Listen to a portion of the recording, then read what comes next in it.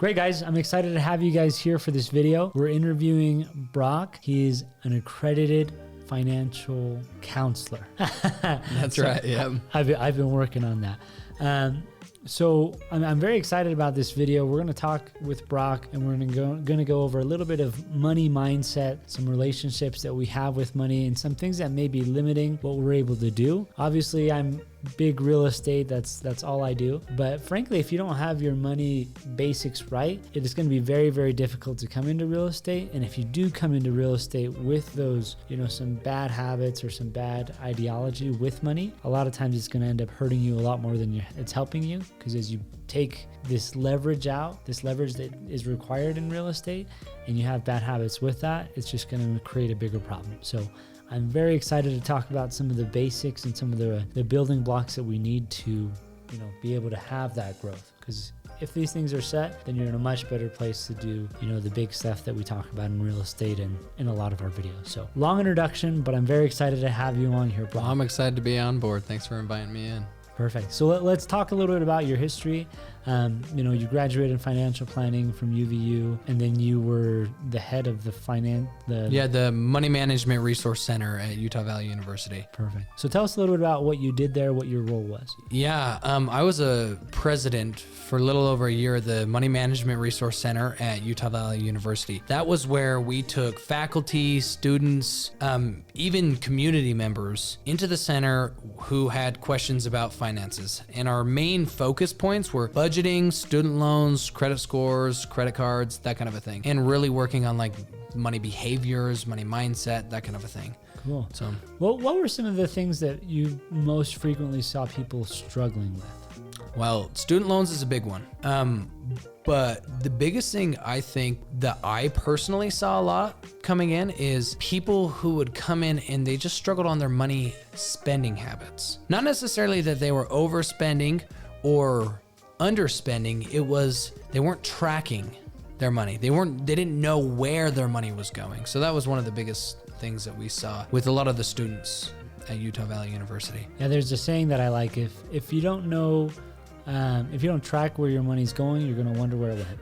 Yeah, that's the truth. Great, Brock. That makes a lot of sense. So tell me a little bit about some of the tools that you recommended and how those work and how those helped. There are actually some really neat budgeting tools. And I would say it kind of depends on your situation. If you're the type that likes a spreadsheet, or if you're the type that likes an app, or if you're the type that doesn't like anything and you want to do the envelope style method of budgeting, right? So you always had the envelope style method of budgeting. One of a couple shout outs to budgets that I used, we had an everyday dollar. You also have Ynab. You need a budget. The whole purpose behind Ynab was give every dollar a job, right? So when you got your paycheck, assign out every dollar to something in your life. And so that's a great application on your phone where you can track your money, where it's going, how it's being spent. And an automated budgeting system, this is the only other one that I'll share, I love this one, is called Cube Budgeting.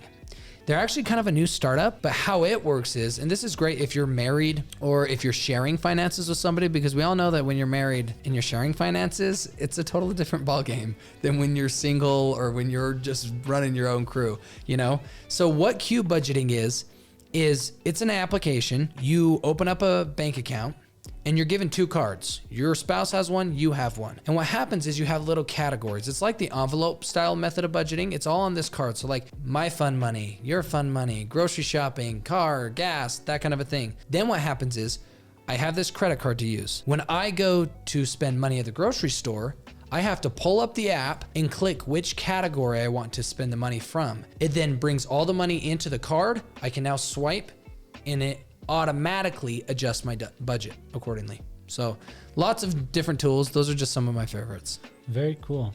And I'm not sure if there's a specific story that you can tell, maybe changing names or a little situation or whatnot, but what was some of, one that was relatively common of, hey, this person had this budgeting issue. Here's the process that we went through to, hopefully provide some structure. And then here was the end result. A story though, to give an example, is I had this student coming in to me, and this happened on occasion, where they were actually making money for their family, right?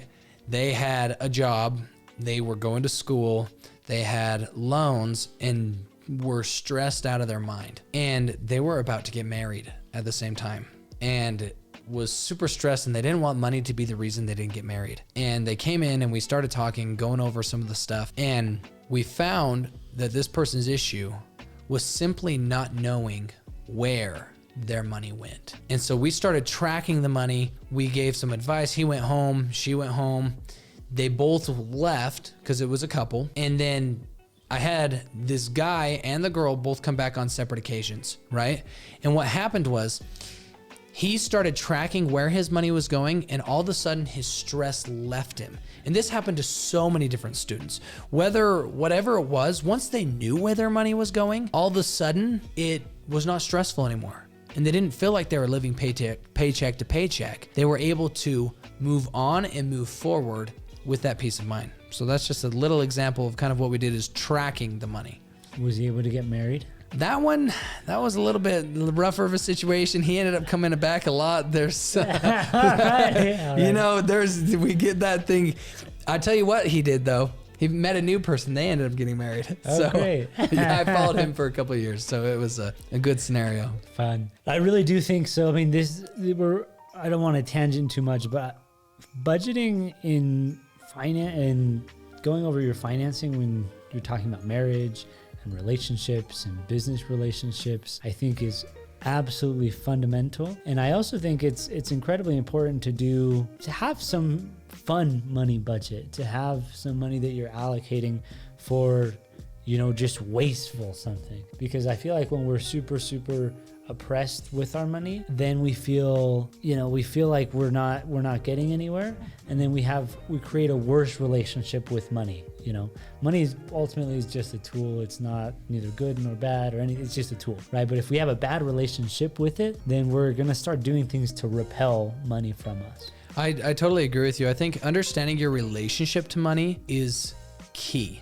Your relationship with money is different than my relationship with money. And the reason why I think it's important to have a financial counselor or to go outside to a different source is because I may be able to give someone advice about their money because I can take away my emotions from the money and give good advice. Whereas me in my personal life, you talk to me about my money? Sometimes I need someone to talk to about my own money, right? And so we had this thing in the center that we used to do with everybody. It was called Money Habitudes. It was this little card game, and it asked you a bunch of different questions, and you put them in piles like, that's me, that's not me, that's sometimes me. And it would ask things like, I get nervous to spend money around my friends. Or another question is, I like high ticket items, or I like to be spontaneous with my money. Understanding your relationship allows you to understand how to plan for your own personality. Money is different for everybody, and there's no right or wrong way to do budgeting. Some people see budgeting and they're like, oh my gosh, I don't want to be a budget. It's gonna tear me down. Budgeting, on the other hand, if done right, can actually free you, because that's a lot of people's biggest concerns. They don't want to be forced to stick to something. But when you understand your relationship with money, and this whole fun money concept is huge. I personally have to give myself fun money in my budget that I don't track, that I don't think about, that I can spend whenever I want to spend. But that's my personality with money. I have a little spontaneous side with money that I need to share. I just need to have my own money. Of course. So no, I think it's huge. It's huge. With my budget, frankly, I don't know. For those who know me, I have very, very little interest in fancy cars or fancy anything. And almost everything I do, it's exciting to me to put money back into the business, to see it grow, to see this, to see that. Planning oriented, yeah. And it's for me, that's fun. I know this is weird, right? It's fun to see, well, if I allocate this much for leads, then I'm able to turn that into this. And the business side of it all is more exciting to me than like what I can actually buy. I'm like, hey, I'll be able to buy, a new this or a new that. So it's also interesting to see what motivates you, right? Yes. Because along with that, I can identify that I really don't spend money there. And if I'm not conscientious of it, I won't take my wife out to a nice dinner every now and again. I won't like buy some things for other people. Yeah. I'll just be like, I'm not spending anything. There's nothing here. If it's not giving me an ROI, I'm not touching it. Yep. Right? So it's also realizing that there's a bad part of being very conservative too, and be aware of of what that means and what that can. Well, what and that that's can mean important for to you. understand with all of our money relationships. Like you're very planning and security focused, at least from what I'm sounding like, right? Just like we think for someone who's very planning oriented with their money, they would see someone who's very spontaneous and think, oh my gosh, that is such a bad trait. You're spontaneous, you blow money on the cuff, right? However, every bad thing also has a good thing with money. Just like spontaneous could be bad because yeah, you might blow some money.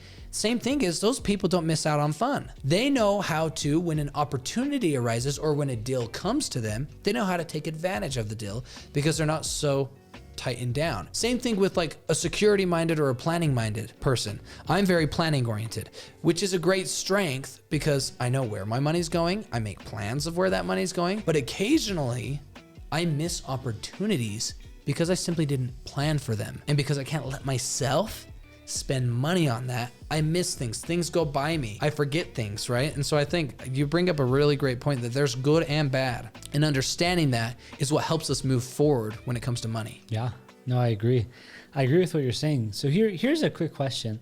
For an average person who wants to save a little bit more, save for a down payment for a house, right? My field of business, what do you think some of the right habits are, right? Obviously starting with tracking. But once you're tracking, is there anything in particular that you see, hey, most people you can shave off from here? And do you think it's more shaving off from here? Or do you think it's, hey, a little more of find ways to raise your income? What have you seen tends to work well for people who are looking to have a little more green in their jeans or saving up from something? Yeah, that's a really good question. To be honest with you, it can go both ways. You can definitely cut, but a lot of people who are wanting to save up for a down payment on their house don't necessarily want to hear that they have to ruin their lifestyle to get a house. The whole purpose of buying a house is to increase your lifestyle. So in order to get a house, I have to decrease my lifestyle. And so I think it's important to find out where your standard of living is, fixate on that, and then don't abuse that standard of living. Meaning the overflows, take it away and create a habit where I don't care if it's $5-10 a month. I've seen people who come into my office where I sat down with them, they're like, oh, I just have a $5 Apple Music thing. Well, we started adding up all the subscriptions. They had $58 a month in subscriptions they weren't even using. You start putting that away into down payment, start investing that a little bit. And then the other thing is, I do agree, there's a lot of different things that we can do to increase our income. Different side jobs. Not only that, in a side job, you've got survey takers. There's so many different things that we can do to increase our money. But I think it's building the habit of sticking within your means and then taking the excess, because everybody's going to find a little bit of excess if we actually start tracking ourselves. The times where we feel like we don't have enough is simply because we're not monitoring our money. Ding, ding, ding. But one of my favorite books is The Richest Man in Babylon, and I'm sure you've read it maybe multiple times. But one of the first things that he talks about is take 10% of your gross from the very top and set that aside for future endeavors, future investments, and have that set aside there. How often do you think, people could take 10% aside in what you've seen, right, in your experience, could take 10% off the top and still live life pretty much the same? Honestly, I think almost every time. I think if you're wise in planning that money, you totally can. If you put it away before you see it, you totally can. And I think too, the other great thing that a lot of people do is like snowball your bills. So for example, if you're already paying a car payment, use that excess overflow, pay off your car, and then act like you're still paying a car payment, but put that away. And then all of a sudden that 10% turns into 15% and you didn't even know it because you're still paying for a car payment. When in all reality, you're not paying for a car payment anymore. You're saving for a house. And so I just think there's a lot of strategies that can be employed to trick our minds into thinking more positively rather than so negatively, if you know what I'm saying. Of course. So, and I may butcher the statistic, but I think it was more than 50, and maybe you know the statistic and can correct me, but I think it was more than 50% of America don't have an additional $500, sitting around. Yeah, in fact, I think it's like 75%. 75%. Yeah, like if you were to ask 75% of America to give you $750 in cash, they couldn't. They don't have an extra because the average American lives paycheck to paycheck, and that's the frustrating thing. Yeah. Yeah. Which is, so listen, like this is again, Richest Man in Babylon, which I'm a huge fan of. But he essentially they wanted him to teach a course, and then he brought people in from your shoemaker and your silversmith and your baker and everyone, right? And then he brought everyone in and was like, all right, like bring out your purses, which is where they had their money, and said, hey, everyone who's got extra money in their purses, and they're like, all of us don't have money, right? And then what he was saying is our human nature is to spend equal to what we're making, and probably now more than ever to spend more than what we're making. And we're all very different, right? I mean, maybe you have 3 kids and maybe I have 0, right? Maybe your rent payment is this and my rent payment is this, right? But if we're all always spending the same as what we have, we never get any better. So I think tracking is just absolutely huge, and seeing what works there, and then knowing what's going to be, more worthwhile for you. For me, I really don't mind living uber cheap to go and get something, right? For me, it's investments, rental properties, that's what gets me going. But for you, and here's one that I think might be exciting for people, is how do people want to go to Europe? I think a room of 99 or 100 people, 95, 99 will say, like, I'd love to go to Europe. Yeah. And it's like, would you want to go to Europe this upcoming year? Like, oh no, I can't afford that. But you look at it, right? Find relatively cheap flights. I go to Spain, cost me $500 to go to Spain. My wife's from there, so I know the numbers pretty well. I'm like, you stay at even a relatively nice place in the Canary Islands in Spain. Like, the trip itself maybe costs you $2,000, $3,000 to like have a nice trip for a week and a half in Europe. And Indo-European travel is super cheap, so you could fly from Spain to England for like $50. So anyway, really it's a very, very cool once in a lifetime experience. But it's finding what gets you excited and then doing whatever that is to get you going, right? And then have that be your reward. And I say, you're obviously the expert here. I'm just saying a couple of things that have worked for me, but finding whatever that excitement thing is and say, if I budget and if I spend this much aside to create that habit, I'm going to reward myself with a trip to Europe or a trip to Mexico or a trip to wherever you want to be. I really do think that, probably 90% of people can realistically shave some money off from somewhere and go out and do this trip with your family like within a year. Yeah, no, honestly, I agree. It's amazing what you'll find when you want something. I've counseled so many people where they come in and it's like, I need this medical procedure. I got to get an MRI. It costs like $500 because I'm going to the cheap place in Linden, that lets you just pay if you don't have insurance. So it's an affordable MRI. Get it. But then you look at them and you say, oh, hey, 2 days later, you're like, hey, do you want to go out to eat at such and such place? It's going to cost us around $50. Oh, we'll find the money. And you see this so often. When people want something, they find the money for it. I like to call it's a game to trick your mind to want something. I love how you say getting yourself excited about something. Totally. When I want to get myself excited about a trip, I told myself for probably 6 months I couldn't go on this one trip that I went on. And I was like, finally, we decided we were going to do it. And when we decided we were going to go on this trip, you would be shocked at how I found the money. Like, the money just came. I don't know where it came from. I naturally stopped going out to eat as much because I naturally wanted to go on this trip. And that's what I believe is true for most people. We have enough for what we want, not always for what we need. And that's the sad thing in society. People will need something. They'll need a medical device. They'll need like an air cleaner or something kind of like that, but they're not willing to spend the money, but yet they're willing to spend the money on going on trips. You know what I'm saying? Mm-hmm. Rather than putting the stuff they need. And so I think finding the want and the desire and then tricking our minds like, hey, budgeting is fun. Because guess what? I want that iPad. So I'm not going to spend my fun money for like 5 months and watch. I'm going to have all the money for an iPad. Just like that, So, no, I love that point that you brought up. Well, no, this has been exciting. I love the mindset behind money, which is, I think, one of the reasons why I wanted to bring you on here and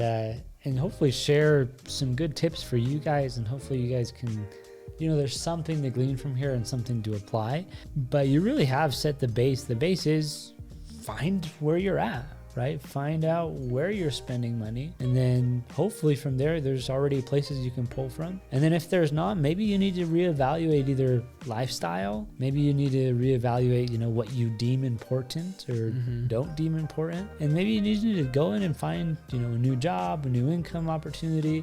I'm amazed, exactly what you were saying with how you trick your mind and how to get things going that way. When I was like 16 and looking for a job, I said, I'm not going to find any jobs that pay less than $12 an hour, right? Or where I can make $12 an hour. It's like 9 plus, I could get commission. So I could get that $12 an hour. Yeah. But it's crazy how fast you'll find that.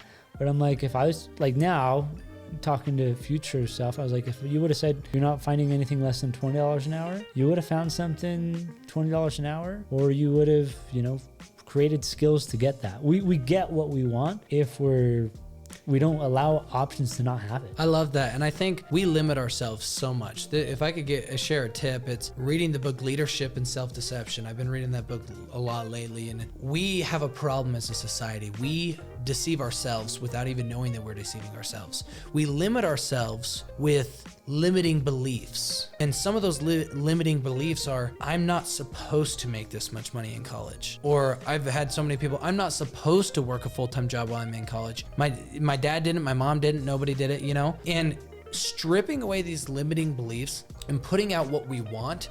If you've ever read the 10X rule, the 10X rule, I think it's by Grant Cardone, right? Yeah. Awesome book. It tells you that you state what you want and then times it by 10. Like for me personally, I want to buy a house. Okay. So what is my dream?